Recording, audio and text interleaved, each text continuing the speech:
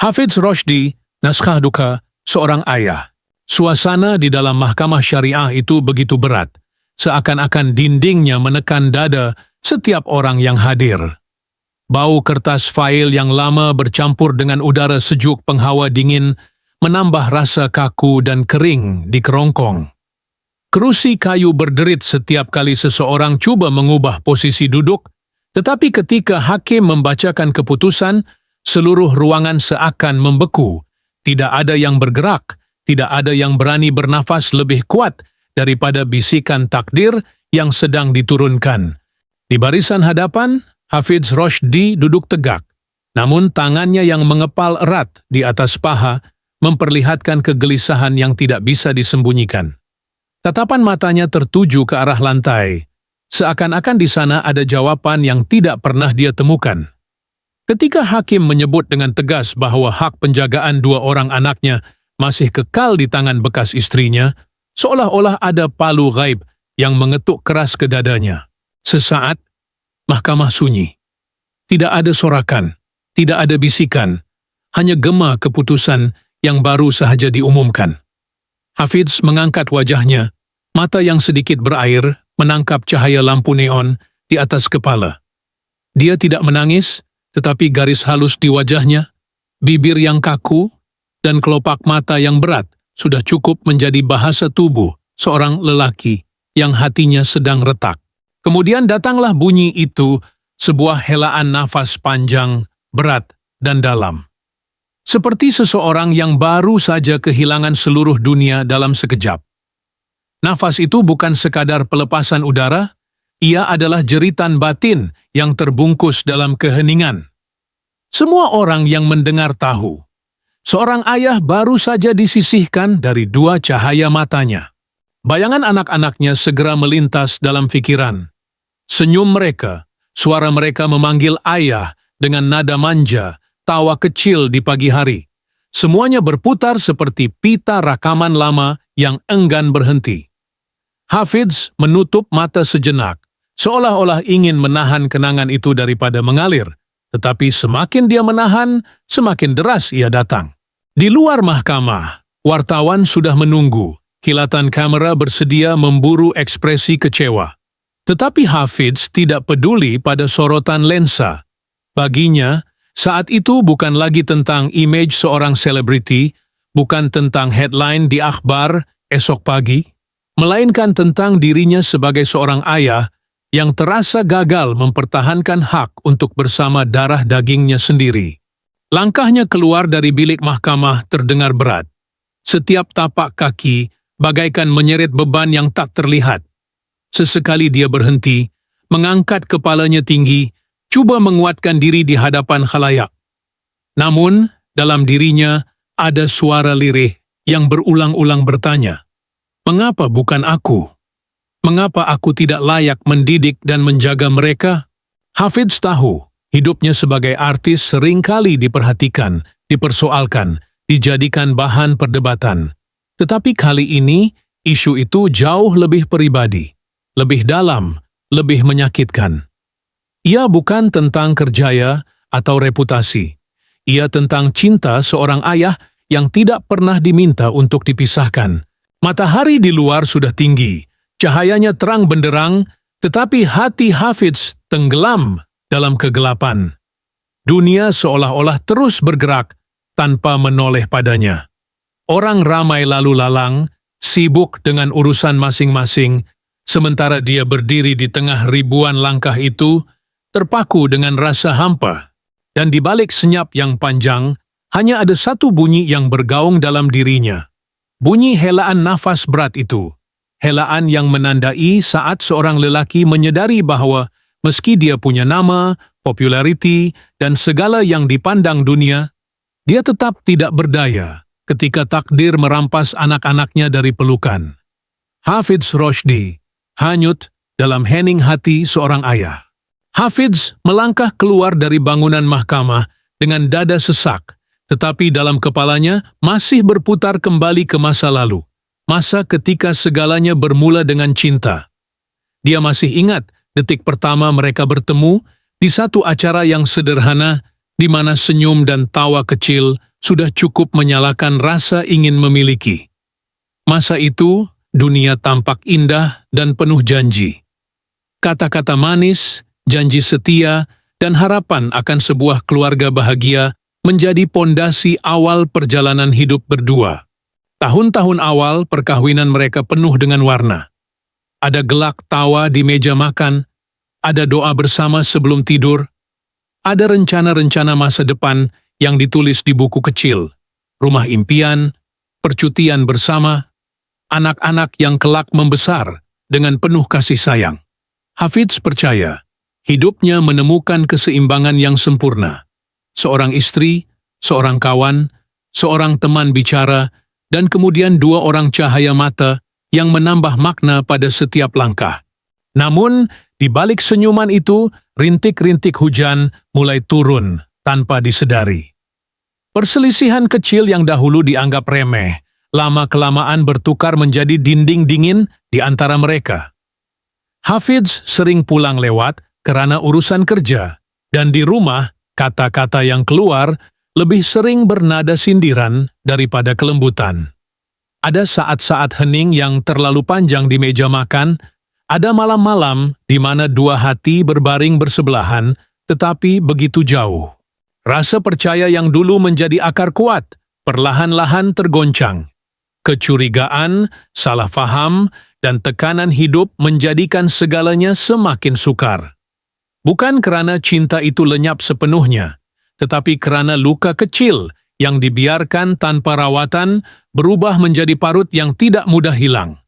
Hafidz kadang-kadang coba memperbaiki, membawa bunga, merancang percutian singkat, atau sekadar mengirim pesanan singkat bertulis, "Saya rindu."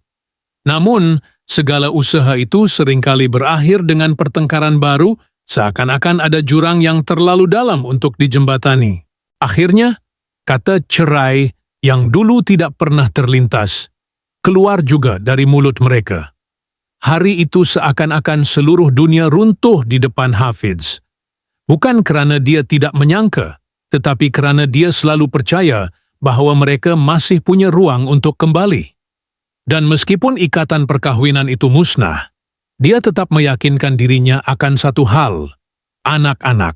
Hafidz berkata dalam hati, "Kalaupun cinta kami berakhir, aku masih ada 2 insan kecil ini. Mereka akan menjadi alasan aku bangun setiap pagi, alasan aku pulang setiap malam. Aku akan buktikan bahwa walaupun rumah tangga runtuh, kasih sayang seorang ayah tidak akan pernah hancur." Dalam fikirannya, 2 anak itu adalah pelabuhan terakhir tempat dia berlabuh. Dia tidak menuntut banyak, cukup hanya ingin melihat mereka tumbuh di depan mata, menyaksikan hari pertama sekolah, mendengar mereka bercerita tentang cita-cita, dan menenangkan mereka setiap kali jatuh. Namun, hari di mahkamah itu memadamkan kepercayaan terakhirnya. Janji yang digenggam erat bahwa dia akan tetap menjadi ayah penuh makna dalam hidup anak-anaknya kini seakan dirampas. Keputusan yang tertera di atas kertas membuatnya merasa bukan sekadar kehilangan seorang istri, tetapi juga kehilangan sebahagian besar dari dirinya sendiri.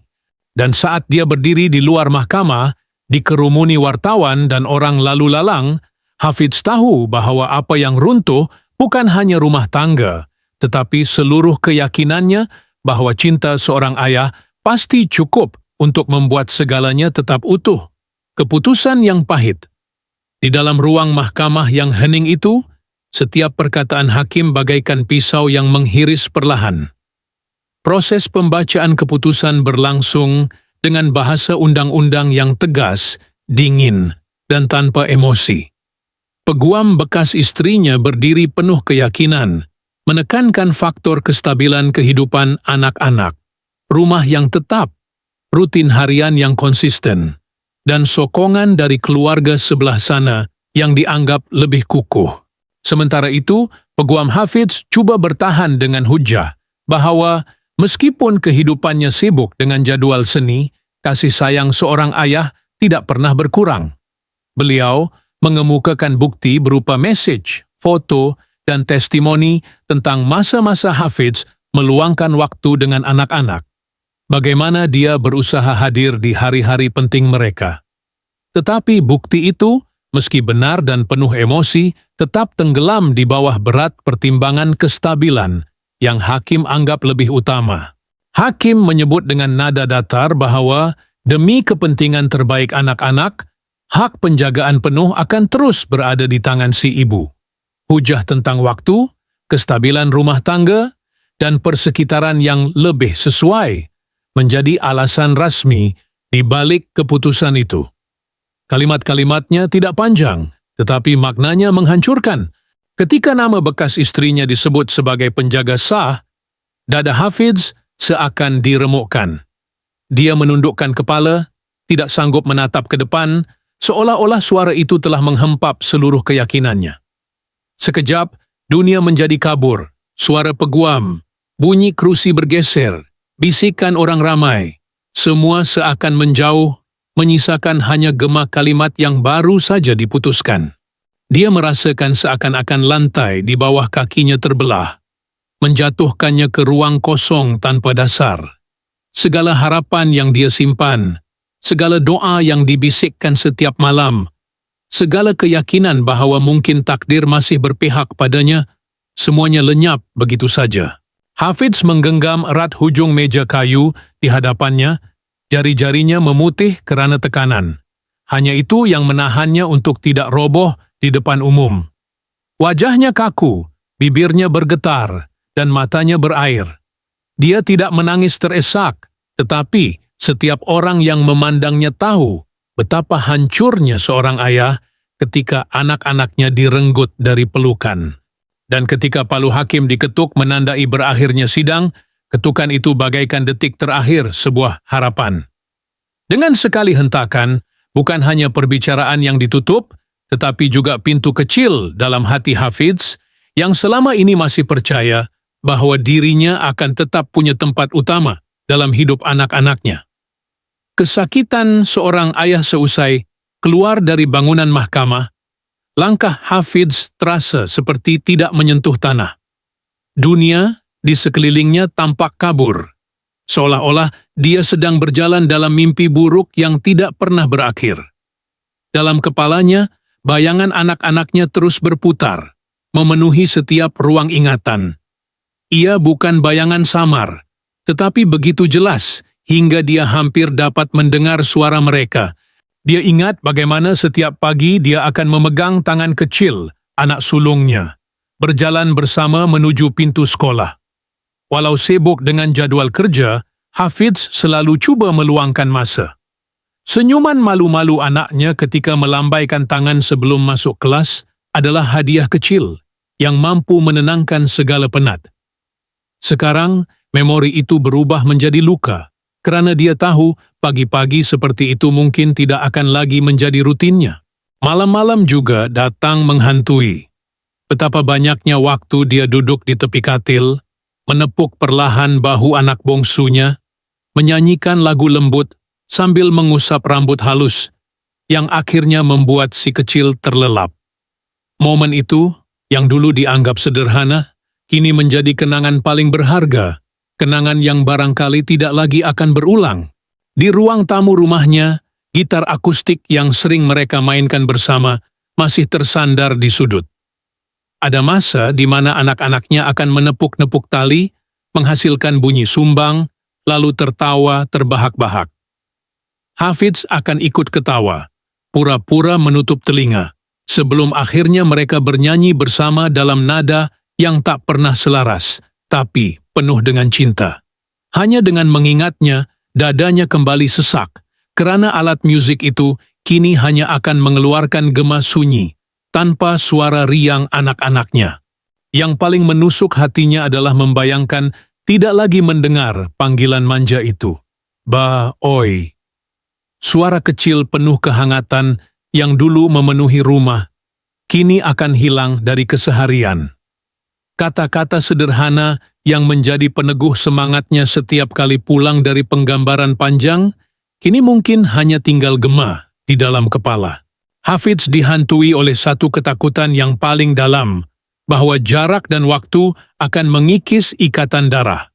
Bahwa suatu hari nanti, anak-anaknya mungkin akan terbiasa tanpa kehadiran seorang ayah di sisi. Mereka akan tumbuh besar, membentuk kebiasaan, dan mungkin tanpa sengaja mulai melupakan rasa hangat tangan ayah yang selalu menggenggam mereka dengan penuh kasih. Pikiran itu bagai racun yang menetes perlahan. Hafidz tahu dirinya tetap ayah, tetapi dia takut suatu hari sebutan itu hanya tinggal nama di atas kertas, bukan lagi ikatan yang hidup di hati anak-anaknya.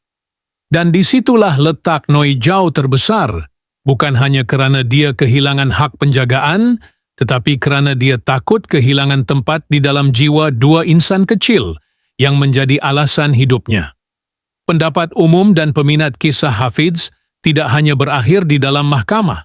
Sejurus selepas keputusan diumumkan, berita tentang dirinya segera tersebar luas di media sosial, di portal hiburan, bahkan di forum-forum kecil tempat orang ramai berkongsi pandangan. Nama Hafidz kembali menduduki tajuk utama, tetapi kali ini bukan kerana karya seni atau lakonannya, melainkan kerana statusnya sebagai seorang ayah yang kalah dalam perebutan hak penjagaan anak. Di ruangan maya, ramai peminat menzahirkan rasa simpati. Ada yang menulis kata-kata doa, memberi semangat, dan mengingatkannya bahawa kasih sayang seorang ayah tidak pernah diukur oleh mahkamah. Komentar penuh empati mengalir deras. Kami tahu Hafidz seorang ayah yang penyayang. Anak-anak itu tetap akan mencari bapanya walau apapun keputusan hakim. Ada pula yang berkongsi pengalaman serupa, menceritakan bagaimana mereka juga pernah melalui pahitnya perpisahan, lalu cuba memberi semangat dengan mengatakan bahawa ikatan darah tidak akan pernah pudar. Bukan hanya peminat, malah rakan-rakan seindustri juga tampil memberi sokongan. Ada pelakon yang memuat naik gambar lama bersama Hafidz dengan caption penuh doa. Ada penyanyi yang menulis kata-kata motivasi, menyatakan bahawa apa yang menimpa Hafidz hanyalah satu ujian besar yang kelak akan memperlihatkan kekuatan sebenarnya. Paling menyentuh hati, ada juga kru produksi kecil yang pernah bekerja dengannya, menulis. Dia bukan hanya seorang pelakon berbakat, tetapi juga seorang ayah yang selalu bercakap tentang anak-anaknya di lokasi penggambaran. Kami percaya cintanya tidak pernah kurang. Namun, seperti biasa, dunia tidak pernah sepenuhnya memihak. Di antara lautan simpati, ada juga gelombang kritikan yang menyakitkan. Segelintir pihak mempersoalkan apakah Hafidz benar-benar layak mendapat hak penjagaan penuh dengan alasan kerjayanya yang sibuk dan sering meninggalkan rumah. Ada pula yang membongkar kembali khabar-khabar lama, membesar-besarkan isu peribadi, lalu mengaitkannya dengan keputusan mahkamah. Bagi mereka, keputusan itu adalah bukti bahawa mahkamah melihat sesuatu yang orang luar tidak tahu. Tidak. Komen-komen pedas itu, walaupun sedikit dibandingkan dengan ucapan sokongan, tetap menembus hati Hafidz. Malam-malamnya menjadi lebih berat ketika dia tanpa sengaja membaca tulisan yang meragukan kasih sayangnya. Kata-kata seperti, dia mungkin ayah baik tapi tidak stabil, atau anak-anak lebih selamat dengan ibunya, menusuk lebih dalam daripada yang orang sangka. Di satu sisi, dia dikuatkan oleh dukungan dan doa yang membanjiri. Tetapi di sisi lain, dia dihancurkan oleh pandangan negatif yang tak mampu dia kawal. Dan di tengah pusaran itu, Hafidz belajar satu kenyataan pahit. Di dunia selebriti, kesedihan pribadi tidak pernah benar-benar menjadi milik sendiri. Ia selalu menjadi tontonan, selalu menjadi bahan perbincangan, hingga luka batin pun dibedah dengan tajam oleh mata-mata yang tidak pernah benar-benar mengenalnya. Malam-malam selepas keputusan mahkamah itu menjadi saksi bisu penderitaan Hafidz. Rumah yang dulunya riuh dengan suara anak-anak kini hanya tinggal gema sepi. Setiap kali pintu ditutup, rasa sunyi menyerbu seperti badai, menusuk ke dalam dada. Dalam kegelapan kamar, Hafidz sering terbaring memandang langit-langit. Tubuhnya kaku, tetapi pikirannya berkecamuk, berperang antara dua dunia. Menerima kenyataan atau terus berjuang demi anak-anaknya. Ada saat-saat dia coba meyakinkan diri. Mungkin ini yang terbaik untuk mereka. Mungkin bersama ibunya mereka akan lebih stabil.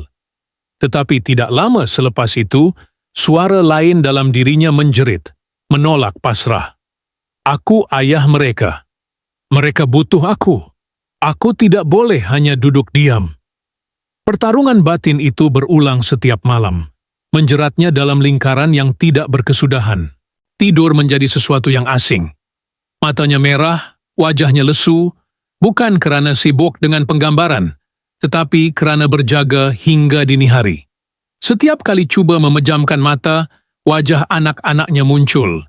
Senyum kecil, rengekan manja, dan suara lembut memanggil Baoi. Air matanya menitis tanpa henti, membasahi bantal, sehingga dia terpaksa membalikan badan, menekan wajah ke selimut, untuk meredam isak yang mengguncang dada. Rak-rak rumahnya penuh dengan gambar lama. Potret keluarga di taman, gambar raya dengan baju seragam, foto kecil ketika dia mendukung anak bongsunya di hospital selepas lahir. Setiap kali matanya tertumbuk pada bingkai-bingkai itu, jantungnya seolah dihimpit. Ada kalanya dia berdiri lama di depan satu foto, tangannya menyentuh kaca dingin, dan tiba-tiba suara tersekat keluar dari tenggorokan. Sebuah nachenghen berat memecah kesunyian malam. Dia teringat detik-detik kecil yang dulu dianggap biasa.